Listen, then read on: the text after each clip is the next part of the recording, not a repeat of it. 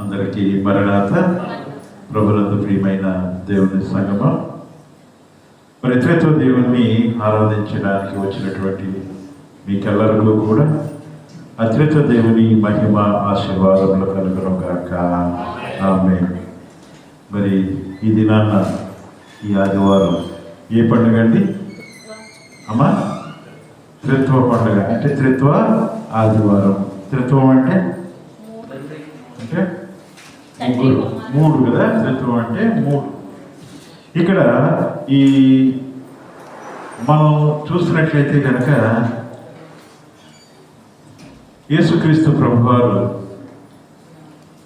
వారిని శిష్యులైన వారిని దీవించి ఆశీర్వదించి వెళుతూ ఒక మాట చెప్పారు.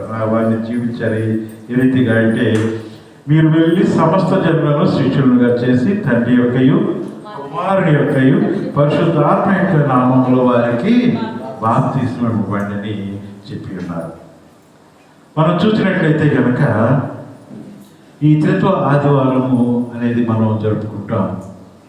కానీ మరి బైబిల్లో ఎక్కడుందండి అని మనం ఆలోచించినట్లయితే కనుక ఈ క్రైస్తవ విశ్వాసంలో త్రిత్వం అనేటువంటి సిద్ధాంతము చాలా ప్రాముఖ్యమైన సిద్ధాంతము.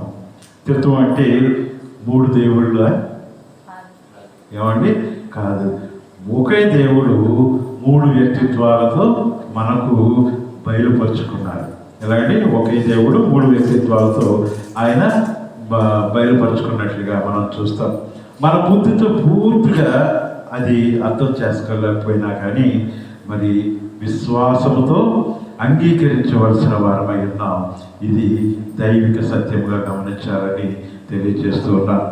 మరి చూసినట్లయితే కనుక ద్వితీయోపదేశ కాండము 6వ అధ్యాయము 4వ వచనం ఒకసారి చదవండి అమ్మ ఎవరైనా. ద్వితీయోపదేశ కాండము 6వ అధ్యాయము 4వ వచనం.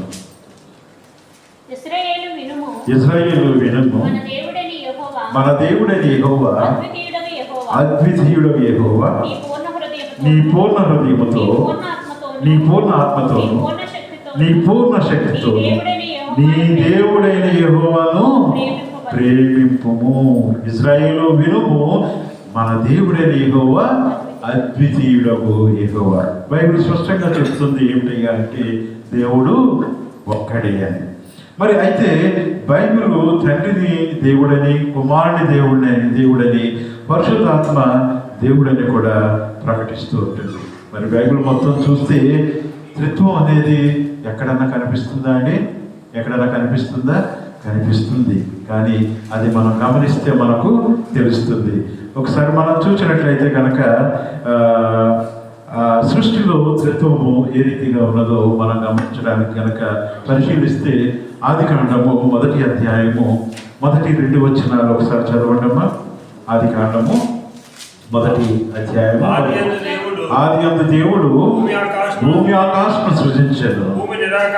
భూమి ఒకసారి ఇక్కడ ఏం చేశాడంటే ఆదియందు దేవుడు భూమి ఆకాశం సృజించాడు. ఇక్కడ ఏం కానీ ఎవరు కనిపిస్తున్నారు? దేవుడు కనిపిస్తూ ఉన్నారు. మరి ఇక కిందకి వెళ్తే కనుక దేవుని ఆత్మ జర్ముల మీద అలముకొనుచుండెను అని మనం చూస్తూ ఉన్నాం. మరి అక్కడ చూస్తే దేవుడు ఆత్మ చేత మరి ఆ జలముల మీద మరి బలంగా కనిపిస్తున్నాడు. దేవుడు భూమి ఆకాశం సృష్టించి ఉన్నాడని మనం చూసి ఉన్నాం. మరి ఇక్కడ పరిశుద్ధాత్మ దేవుడు మనకు అక్కడ కనిపిస్తూ ఉన్నాడు. మరి ఒకసారి యోహాను సువార్త 1వ అధ్యాయము ఆదియందు వాక్యం ఉండేను, వాక్యం దేవుని యొద్ద ఉండేను, వాక్యం దేవుడు అయి ఉండేను, ఆయన ఆదియందు దేవుని యొద్ద ఉండేను, సమస్తమును ఆయన ద్వారా కలిగేను. అంటే ఇక్కడ చూస్తే గనక ఇక్కడ యేసు సృష్టి కార్యంలో ఉన్నట్లుగా, అంటే యేసుక్రీస్తు ప్రభువారు సృష్టి కార్యంలో ఉన్నట్లుగా మనకు అక్కడ కనిపిస్తుంది. సృష్టిలోనే తండ్రి ఉన్నాడు, ఆ సృష్టిలోనే కుమారుడు కూడా ఉన్నారు, సృష్టిలోనే పరిశుద్ధాత్ముడు ఉన్నారు. అంటే తండ్రి, కుమార, పరిశుద్ధాత్ముడు ముగ్గురు కూడా కలిసి పని చేసినట్లుగా మనకు అక్కడ కనిపిస్తుంది.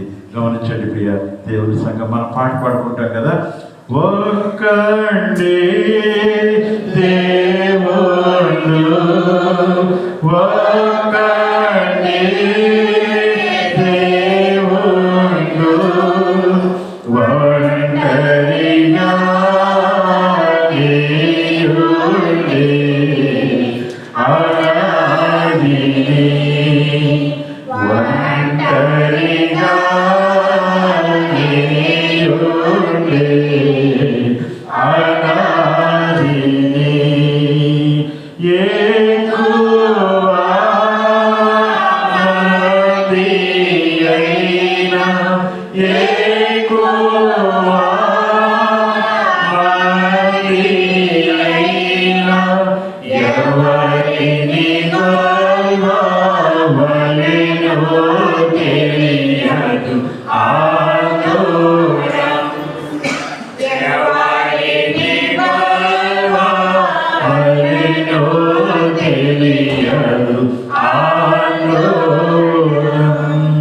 మరి ఇక్కడ చూసినట్లయితే దేవుడు ఒక్కడే అని మనం చూస్తున్నాం. తండ్రి అయిన దేవుడు ఆ భూమి ఆకాశాలను సృజించినప్పుడు అక్కడ ఆత్మను మనం చూస్తూ ఉన్నాం. కుమారుడైన దేవుడు మనల్ని పోషించిన వారుగా మనం చూస్తూ ఉన్నాం. మరి చూస్తే కనుక యేసుక్రీస్తు ప్రభువారు బాప్తిస్మము తీసుకునే సమయంలో మనం చూసినట్లయితే మత్తయి సువార్త 3వ అధ్యాయం 16-17 వచనాల్లో కనుక చూస్తే అక్కడ యేసుక్రీస్తు ప్రభువారు ఎక్కడ ఉన్నారండి? నీటిలో ఉన్నారు. పరిశుద్ధాత్మ దేవుడు ఎలా ఉన్నారు? పావురం వలె దిగి వచ్చారు. మరి తండ్రి అయిన దేవుడు ఎలా ఉన్నారు? ఆయన స్వరము వచ్చేది. ఏముంటుందండి ఆ స్వరం? ఏమిటంటే ఈయనే నా ప్రియమైన కుమారుడుగా, ఈయన యందు నేను ఆనందించుచున్నాను అని అక్కడ స్వరాన్ని మనం వింటున్నాం. అంటే ప్రతి ఒక్క సమయంలో కూడా, ప్రతి ఒక్క పనిలో కూడా ముగ్గురు కలిసి పని చేస్తున్నట్లుగా మనం చూస్తూ ఉన్నాం. మరి తండ్రి అయిన దేవుడిని మనం అక్కడ చూస్తున్నాం, కుమారుడైన దేవుడిని మనం చూస్తున్నాం, పరిశుద్ధాత్ముడైన దేవుడిని కూడా మనం చూస్తూ ఉన్నాం.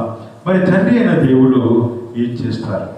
తండ్రి అయిన దేవుడు ఏం చేస్తున్నాడంటే ఆయన తండ్రి అయిన దేవుడు మొత్తం సృష్టికి సృష్టికర్తగా ఉన్నాడు. ఆయన పోషిస్తున్నాడు. ఆయన ఒక రక్షణ ప్రణాళిక అనేది ఆయన చేసి దానికి రక్షణ ప్రణాళికకు మూలకర్తగా ఉన్నట్లుగా మనం చూస్తూ ఉన్నాం.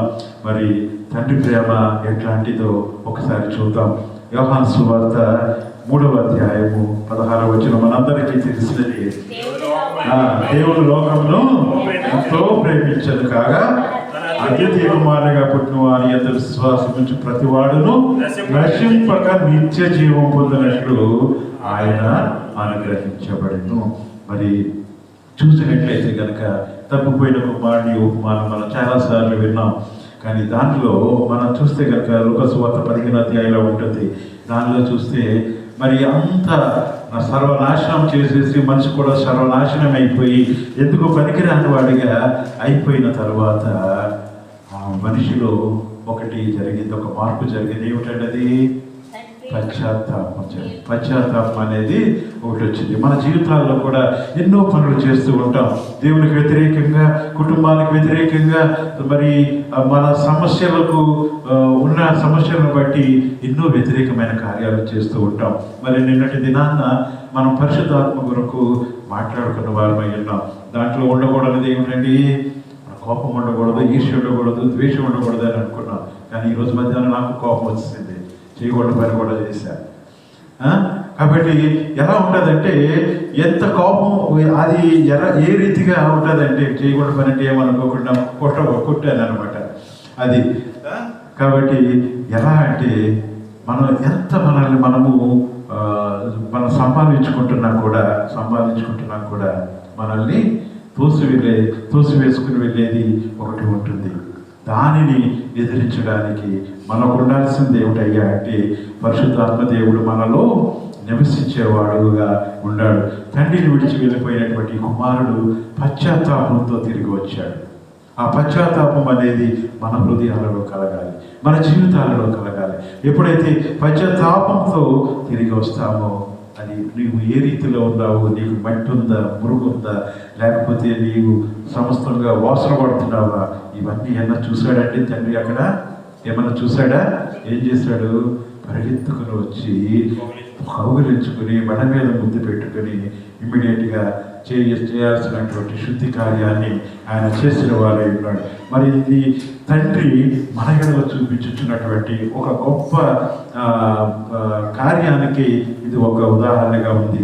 నువ్వు ఎంత దూరమైనా వెళ్ళిపోతున్నా, దేవునికి ఎంత దూరంగా వెళ్ళిపోతున్నా, ఎంత పాపం చేసినా నువ్వు కనుక పశ్చాత్తాపంతో ఆయన చెంతకు చేరితే కనుక వారిని ఏం చేస్తాడండి? తండ్రి ఏం చేస్తాడు? స్వీకరిస్తాడు. తండ్రి స్వీకరిస్తాడు. మరి కుమారుడైన యేసుక్రీస్తు ప్రభువారు ఏం చేస్తారు? యోహాను సువార్త 1వ అధ్యాయము 1వ వచనం ఒకసారి చూడండి అమ్మా. ఆదియందు వాక్యం ఉండెను, వాక్యము దేవుడై ఉండెను, ఆ వాక్యము దేవుని యొద్ద ఉండెను, ఆయన వల్లనే. అంటే వాక్యమే ఏమైనదండి? దేవుడై ఉన్నది. అదే రీతిగా మరి 10వ అధ్యాయం 30వ వచనం చూడండి. అక్కడ మరి యేసుక్రీస్తు ప్రభువారు ఒక మాట అంటూ ఉన్నారు. ఒకసారి చూడండి. 10వ అధ్యాయము 30వ వచనం. నేను తండ్రిను ఏకమై ఉన్నాము అని వారితో చెప్పాను. యేసుక్రీస్తు ప్రభువారు ఎవరండి? ఈ మధ్య చాలా చోట్ల రకరకాలుగా డిస్కషన్లు, రకరకాలుగా డిబేట్లు నడుస్తూ ఉన్నాయి. యేసుక్రీస్తు ప్రభు దేవుడని ఎక్కడ ఉంది చూపించండి అంటారు. ఇక్కడ ఏముందండి? నేను తండ్రిని ఏకమై ఉన్నామని ఆ దేవుడే చెప్తున్నారు. యేసుక్రీస్తు ప్రభుని ప్రవక్త అని కొంతమంది చెప్పేవారు ఉన్నారు, దాని మీద డిబేట్లు చేసేవారు ఉన్నారు.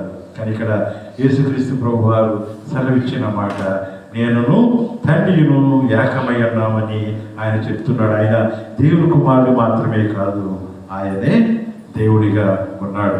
మరి యేసుక్రీస్తు ప్రభు వారు చేసే కార్యం ఏమిటండి? ఆయన చేసే కార్యం ఏమిటండి అంటే, మన పాపములను మన యొద్ద నుంచి తొలగించి మనకు రక్షణ కలుగు చేసేటువంటి దేవునిగా ఉన్నాడు. ఒకసారి చూడండి, రోమీయులకు రాసిన పత్రిక 5వ అధ్యాయము మనం చూస్తే కనుక, రోమీయులకు రాసిన అయితే దేవుడు మన ఎడల తన ప్రేమను వెల్లడిపరుచున్నాడు.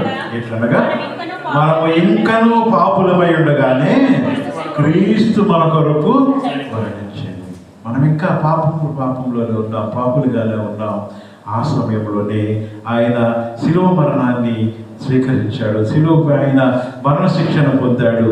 దేని కొరకయ్యా అంటే మనకు జీవము కలిగించడానికి, మన ప్రాణాన్ని ఆయన అర్పించి మనకు జీవాన్ని కలిగింపచేశారు. మరి కలిగించిన ఆయన ఏం చేశారండి? మరణంలోనే ఉండిపోయారా? పునరుద్ధానంగా మరి సమాధిలో ఆయన మరణం పొంది సమాధిలోనే ఉండిపోకుండా మరలా ఆయన సమాధి నుంచి పైకి లేచి 3వ దినాన లేచి మరి ఆయన ఏమయ్యాడండి? సజీవ రక్షకుడుగా మారినట్లుగా మనం చూస్తున్నాం. ఆయన సజీవుడు రక్షకుడని మీరు నమ్ముతారా? నమ్మరా అండి? నమ్ముతారు కదా. మరి ఆ రీతిగా ఆయన మనకు సజీవ రక్షకుడుగా ఉన్నాడు. ఎందుకంటే ఆయన అంటున్నాడు, రక్షించేవాడను నేనే అంటున్నాడు. మరి 4000 సంవత్సరాలు నిశ్శబ్ద కాలం ఉంటుంది. ఎక్కడి నుంచి ఎక్కడి వరకు అండి? పాత నిబంధన ఆఖరిది ఏంటిది? మలాకి నుంచి మత్తయి వరకు. ఈ 4000 సంవత్సరాలు నిశ్శబ్ద కాలం మనం చూస్తాం.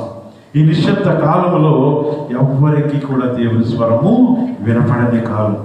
ఈ వినపడని కాలంలో అక్కడ ఆయన చెప్తున్నాడు, రక్షించువాడను నేనే, ప్రకటించువాడను నేనే. మరి సర్వలోకమును తన రక్తంతో రక్షించి తాను అందించినటువంటి రక్షణను మానవ హృదయంలో మనకు గోచరపరిచేటట్టుగా ఆ దేవుడు మనకు ఇది కలిగించి ఉన్నాడు. అదే రీతిగా క్రీస్తు ప్రభు వారు ఆరోహణం అవ్వడం ద్వారా రాకడ వరకు ఎవరు మనకి ఇచ్చారండి?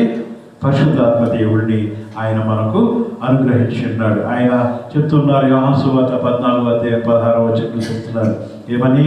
మరి యొక్క ఆదరణకర్తను మీకు నేను అనుగ్రహించేదను అని చెప్తూ ఉన్నారు. మరి ఈ రీతిగా పరిశుద్ధాత్మ దేవుడు మనతో మరి రాకడ వరకు ఆయన మనల్ని నడిపించేవారుగా ఉన్నారు, గమనించాలని తెలియజేస్తున్నా. మరి పరిశుద్ధాత్ముడు మన దగ్గర ఉన్నప్పుడు ఆయన చేసే కార్యములు ఏమిటి? ఒకసారి చూడండి, యోహాను సువార్త 16:8 ఒకసారి చూస్తుంటాడు. ఆయన వచ్చి పాపమును గూర్చి, నీతిని గూర్చి, తీర్పును గూర్చి లోకమును ఒప్పుకొన చేయును. ఏం చేస్తాడంటే ఆయన వచ్చి పాపమును గూర్చి, నీతిని గూర్చి, తీర్పును గూర్చి లోకాన్ని ఒప్పింపజేయడానికి ఆయన ప్రయత్నం చేస్తారు. ఆయన ఒప్పింపజేస్తాడు. మనం తప్పు చేస్తామని మనసులో కలిగితే గనక, మనం తప్పు చేద్దామని ఎప్పుడన్నా ఆలోచన కలిగితే ఒకటి హెచ్చరిక మనకి వస్తూ ఉంటుంది. అది పరిశుద్ధాత్ముడు చేసే పని. ఆ హెచ్చరిక మనలో కలిగించి మనం ఏం చేస్తారంటే ఆయన సత్యంలోనికి నడిపించే దేవుడిగా ఆయన ఉన్నాడు. మరి 13వ వచనంలో కనుక మనం చూస్తే కనుక సత్యాన్ని అర్థం చేసుకునే జ్ఞానాన్ని ఆయన ఇస్తాడు. ఒకసారి చూడండి 13వ వచనం. అయితే ఆయన అనగా సత్య స్వరూపి అయిన ఆత్మ వచ్చినప్పుడు మిమ్మును సర్వ సత్యములోనికి నడిపించు. ఆయన తనంతట తానే ఏమీ బోధింక వేటిని వినును వాటిని బోధించి సంభవింపు సంగతులను నీకు తెలియజేస్తాడు. మరి ఇది పరిశుద్ధాత్మ దేవుడు అంటే త్రియేక దేవుడుగా ఉన్నటువంటి దేవుడు, మనకు ఆదరణకర్తగా మనల్ని రాకడ వరకు నడిపించేటువంటి దేవుడు, మనలో కలిగించేటువంటి ఆ ఆత్మ ఆవేశం. మనం ఎప్పుడైతే తప్పులోనికి వెళ్తామో అక్కడ మనకి హెచ్చరిక మనకు ఆయన కలగజేస్తూ ఉన్నాడు. సత్యం ఏమిటో మనకు అర్థమయ్యే రీతిలో ఆయన మనకి చెప్పడానికి ఆయన ప్రయత్నిస్తూ ఉంటాడు. మరి అదే రీతిగా పరిశుద్ధాత్మ మరి మన మీదకి వచ్చినప్పుడు మనకి ఏం జరుగుతుందో మనం చూస్తాం. అపోస్తుల కార్యాలు 1వ అధ్యాయం 8వ వచనంలో చూస్తే ఏముంటుందంటే అక్కడ ఆయనను పరిశుద్ధాత్మ మీ మీదకి వచ్చినప్పుడు మీరు శక్తిని పొందుతారు. ఏ పొందుతామంట? మనం శక్తిని పొందుతాం. మరి ఆ శక్తితోనే మనము ముందుకి వెళ్తాం. ఆ పరిశుద్ధాత్మ దేవుని యొక్క శక్తితో ముందుకు వెళ్తాం. ఆయన ఏం చేస్తాడంటే మనల్ని ఆదరిస్తాడు. ఆయన యేసుక్రీస్తు ప్రభువారు వెళ్తూ ఏమన్నారు, నీకు ఒక ఆదరణకర్తను పంపిస్తానని చెప్పారు. ఈ ఆదరణకర్త ఏం చేస్తాడయ్యా అంటే, నీకు ఎప్పుడైతే బాధ ఉన్నదో, ఎప్పుడైతే నువ్వు బాధల్లో కుంగిపోతున్నావో, కన్నీళ్ళలో కొట్టుకుపోతున్నావో, ఒంటరితనంతో మరి బ్రతకలేని పరిస్థితిలో ఉంటున్నావో, అప్పుడు ఏం చేస్తాడయ్యా అంటే ఈ పరిశుద్ధాత్మ దేవుడు మనకు ధైర్యాన్ని ఇస్తాడు. ఎప్పుడైతే నీలో ధైర్యము నశించిపోతుందో, నీలో కన్నీళ్ళు ఎక్కువైపోతున్నాయో, నీలో బాధలు ఎక్కువైపోతున్నావో, తట్టుకోలేనటువంటి ఒంటరితనంలో నీవు ఉంటావో, అప్పుడే నీకు ఆ దేవాది దేవుడు నీకు ఒక మార్గాన్ని చూపిస్తాడు. ఎప్పుడైతే నీవు ఆయన చూపించే మార్గాన్ని, ఆయన చూపించేటువంటి రక్షణను నీవు ఏకీభవిస్తావో లేక తీసుకుంటావో, ఆ దేవాది దేవుడు నీకు రక్షణ కార్యాన్ని చేస్తాడు. మరి త్రిత్వ దేవుడు కలిసి చేసేటువంటి కార్యం ఏమిటయ్యా అంటే రక్షణ కార్యంగా ఉన్నది గమనించాలని తెలియజేస్తున్నాం. మరి మన రక్షణలో ఎవరు ఉంటారండి? ఒకరే ఉంటారా? తండ్రి అయిన దేవుడు ఒక్కడే ఉంటారా? తండ్రి అయిన దేవుడు, కుమారుడైన దేవుడు, పరిశుద్ధాత్ముడైన దేవుడు, ముగ్గురు కూడా మరి ఆయన మన రక్షణలో ఉంటారు. తండ్రి అయిన దేవుడు ఏం చేస్తారంటే మన రక్షణ ప్రణాళికను ఆయన సిద్ధం చేస్తారు. మన రక్షణ ప్రణాళిక ఏ రీతిగా ఉంటుందో ఆయన సిద్ధం చేస్తారు. కుమారుడైన దేవుడు ఏం చేశారంటే శిలువపై మరణించి మనకు మన పాపముల నుంచి మనలను విమోచింపచేశారు. మరి పరిశుద్ధాత్మ దేవుడు ఆ రక్షణ మన జీవితాలు, మనం ఆ రక్షణ పొందిన రక్షణ ఏదైతే ఉందో ఆ రక్షణను మన జీవితాల్లో అమలు చేసుకోవడానికి మరి ఆయన మనల్ని నడిపించేవారుగా ఉన్నారు. మరి మనం చూసినట్లయితే కనుక ఏదైనా ఒక రాజు ప్రజలను రక్షించాలని నిర్ణయించుకున్నాడు అనుకోండి, ఏం చేస్తాడండి ఆ రాజు? ఏం చేస్తాడు? రక్షణ కోసం ఏం చేస్తాడండి అంటే రక్షణ కోసం తన ఆయనకు కనుక కుమారుడు ఉంటే ఏం చేస్తాడు? వెళ్ళరా నాయన, నా యొక్క రాజ్యాన్ని రక్షించు, కాపాడు అంటాడు. ఆయనే యేసుక్రీస్తు ప్రభువారు కుమారుడై ఉన్నారు. మరి ఆ కుమారుడు సాధించిన విజయాన్ని ప్రజలకు అందజేయడానికి ఏం చేస్తాడండి? ఏం చేస్తాడు? మరి గెలిచారో లేదో ఎలా తెలుస్తుంది ప్రజలకు? ఏమంటారు, ఒక ప్రతినిధిని పంపిస్తాడు. ఆ ప్రతినిధి ఎవరైనా అంటే పరిశుద్ధాత్మ దేవుడు. ఎప్పుడైతే మరి ఈ రీతిగా ఆ దేవాది దేవుడు మన రక్షణ ప్రణాళికను రచించి మరి క్రీస్తు ప్రభు ద్వారా అమలుపరిచి మనల్ని ఆ రక్షణలోనే కొనసాగించడానికి పరిశుద్ధాత్మ దేవుడు మనకు సహాయం చేస్తూ ఉంటాడు. దీనినే మనం త్రిత్వముగా మరి గమనించాలని తెలియజేస్తున్నాం. త్రిత్వములో ముగ్గురు దేవుళ్ళు కాదు, కానీ ముగ్గురు దేవుళ్ళు ఒక్కటిగా ఉన్నారు, కానీ వారి కార్యములు వేరువేరుగా ఉన్నారు. దీనిని త్రైత్వ ఐక్యము అంటాం, త్రిత్వ ఐక్యము అంటాం. తండ్రి, కుమారుడు, పరిశుద్ధాత్ముడు ముగ్గురైనా కూడా వారి విభేదించారు. మన కుటుంబాల్లో మరి చాలా విభేదాలు ఉండొచ్చు, కానీ తండ్రి, కుమార, పరిశుద్ధాత్మల్లో విభేదం అనేది ఉండదు. వారు ఎప్పుడు కూడా ఎల్లప్పుడూ కూడా ఒకే ధాటి పైన, ఒకే మాట పైన, ఒకే నడక పైన, ఒకే నడవడిక పైన ఉంటారు. ఒకసారి చూడండి, 130వ కీర్తన 1వ అధ్యాయం ఒకసారి చదవండి. 133వ కీర్తన 1వ అధ్యాయము. సహోదరుల ఐక్యత కలిగి ఉంటే ఎంత మేలు, ఎంతో మనోహరము. అది తల మీద పోయిబడి ఆరోగ్య గడ్డ మీదుగా కానీ అంగీల వరకు దిగజారిన పరిణతైన వలె ఉండెను. మరి ఇక్కడ చూసినట్లయితే గనక ఐక్యత గురించి మరి ఆ పరిశుద్ధాత్మ దేవుడు లేక త్రియేక దేవుడు మనకు తెలియజేస్తూ ఉన్నారు. ఎప్పుడైతే మనం ఈ ఐక్యతను కలిగి ఉంటామో, కుటుంబం కానీ సంఘం కానీ, మరి దానిలో మనకి ఏముంటుందయ్యా అంటే ఎప్పుడైతే ఐక్యంగా ఉంటామో ఏముంటుందండి? దానిలో ప్రేమ ఉంటుంది, త్రిత్వంలో ప్రేమ ఉంటుంది, స్వార్థం అనేది ఉండదు, అసూయ అనేది అస్సలే ఉండదు. మన సంబంధాల్లో కూడా ప్రేమ ఏమై ఉండాలండి? ప్రధానంగా ఉండాలని దేవుడు సూచిస్తూ ఉన్నాడు. అదే రీతిగా మనము సేవాభావం కలిగి ఉండగలిగిన వారమై ఉన్నాం. ఎందుకంటే యేసుక్రీస్తు ప్రభు వారిని చూసినట్లయితే కనుక ఆయన శిష్యుల పాదాలను కడిగి ఉన్నారు కదండి. మరి దేవుడే అక్కడ ఏమయ్యాడండి? సేవకునిగా మారిపోయాడు. మరి మనము కూడా మరి వినయంతో సేవ చేయవలసిన వారమే. ఎప్పుడైతే మనము తగ్గించుకుంటామో, యేసుక్రీస్తు ప్రభు వారు తాను పూర్తిగా తగ్గించుకుని శిష్యుల పాదాలను కడిగి మరి దేవుడు సేవకునిగా ఏ రీతిగా మారాడో మనము కూడా వినయ నమ్రతలతో మనము ఆయనకు సేవ చేయవలసిన వారమై ఉన్నాం. మరి ఎప్పుడైతే మనము ఈ సేవలో మనము కొనసాగుతామో మనకి ఖచ్చితంగా ఈ త్రిత్వ ఆశీర్వాదం అనేది మన జీవితాల్లో మనం పొందుకున్న వారం అవుతాం.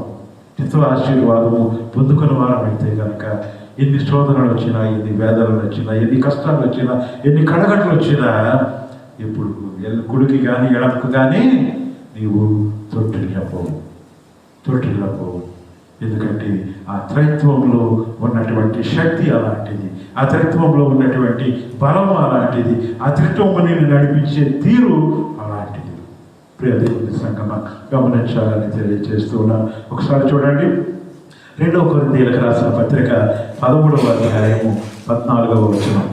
2 కొరింథీయులకు రాసిన పత్రిక 13వ అధ్యాయము 14వ వచనం.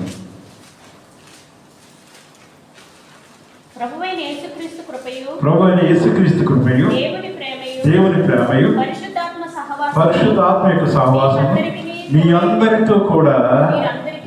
అందరికీ తోడుగా ఉండునుగాక. ఏమిటంట? త్రిత్వ ఆశీర్వాదం అంటే మరి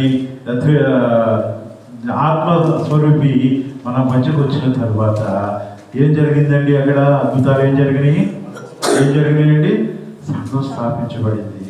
సంఘం స్థాపించబడిన సంఘము విస్తరించబడింది. అనేక ఆత్మలను రక్షించి మరి క్రైస్తవ మార్గంలో లేక క్రీస్తు మార్గంలో దేవుని మార్గంలో నడిపించేటువంటి ఆ అనుభూతి లేక ఆ సౌభాగ్యము మరి శిష్యులకు లేక ఆది అపోస్తులకు దక్కినట్లుగా మనం చూస్తూ ఉన్నాం. అక్కడి నుంచి వారు ఏం చేస్తున్నారండి? ఎప్పుడైనా మరి నా నామంలో మీకు మహిమ కలుగునుగా కానీ ఎక్కడైనా ఆశీర్వదించారా? ఏమన్నారండి వారు? మన ప్రభు అయిన యేసుక్రీస్తు కృపయు దేవుని ప్రేమయు పరిశుద్ధ ఆత్మ యొక్క సహవాసము మీకు అందరికీ ఉండుగాక, లేక మీకు సమాధానం కలుగునుగాక అని వారు మరి విశ్వాసుల్ని మరి దీవించిన వారు అంటారు. కాబట్టి ప్రతి విశ్వాసికి కావలసినటువంటి 3 ఆశీర్వాదములు ఏమిటయ్యా అంటే దేవుని ప్రేమ లేక తండ్రి ప్రేమ, అదే రీతిగా యేసుక్రీస్తు ప్రభు వారి యొక్క కృప.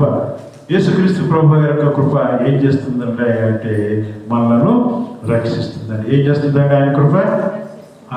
అది మనలను రక్షిస్తుంది. తండ్రి ప్రేమ ఏం చేస్తుంది? మనలను నిలవబెడుతుంది. తండ్రి ప్రేమ ఏం చేస్తుందండి?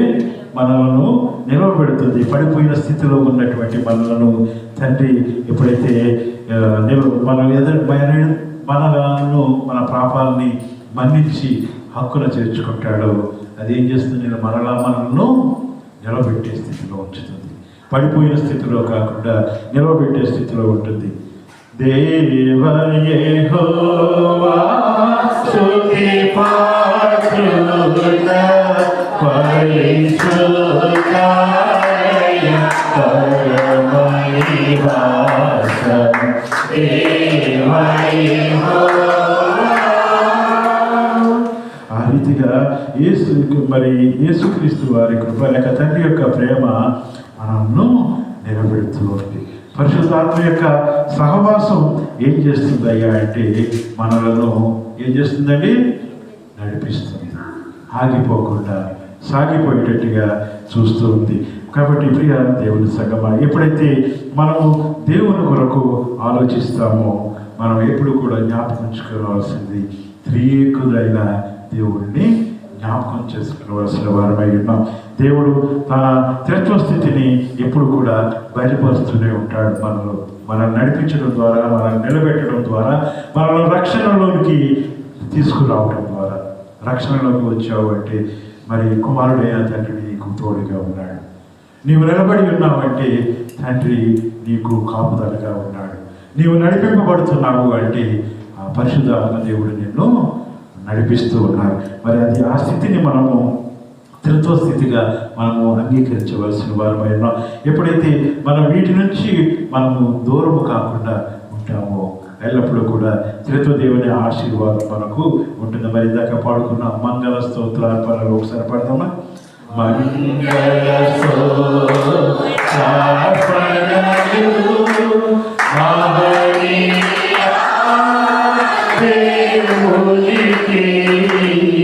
మంగళ స్తోత్రార్పణలు మహనీయ దేవునికి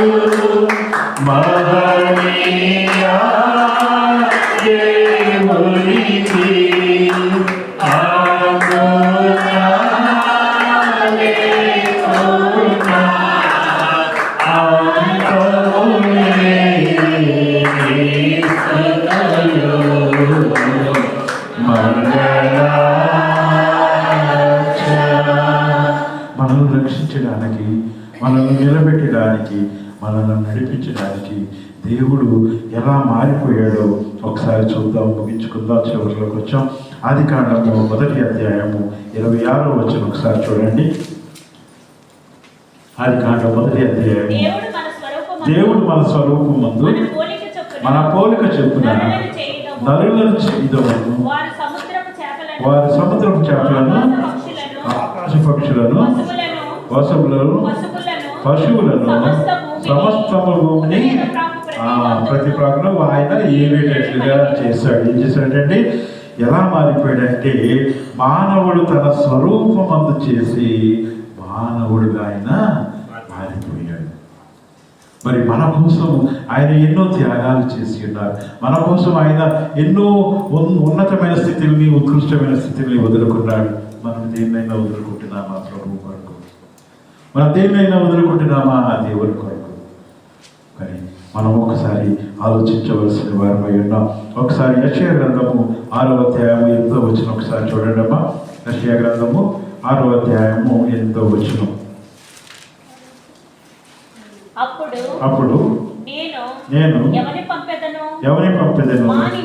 మా నిమిత్తము ఎవడి పోవునని ప్రభు సెలవీయగా అంతటి నేను చిత్తగించుము, నేనున్నాను, నన్ను పంపుమనగా ఆయన నీవు పోయి నీ జనులతో ఇట్లనము, నిత్యము వినుచుందురు గాని గ్రహింపకుందురు, నిత్యము చూచుచుందురు గాని తెలుసుకొనకుందురు. వారు కన్నులతో చూచి, చెవులతో విని, హృదయంతో గ్రహించి, మనసు మార్చుకొని స్వచ్ఛత ఈ జనుల హృదయము వారి చెవులు మందపరిచి వారి కన్నులు మూయించమని చెప్పారు. దీని యేసు వారు నిర్ధారిస్తున్నారు ఏంటంటే మనము చూడగలము. మరి గ్రహించే స్థితి లేక మనల్ని నడిపించే స్థితి ఎక్కడ వస్తుంది మనకంటే మన త్రిత్వ దేవుని యొక్క స్థితి. అదే ఆయన మన కొరకు రక్షణ పుత్రుడిగా వచ్చి ఉన్నారు కనుక ఆ రీతిగా ఆయన మనల్ని నడిపించేవారుగా ఆయన ఉన్నారు.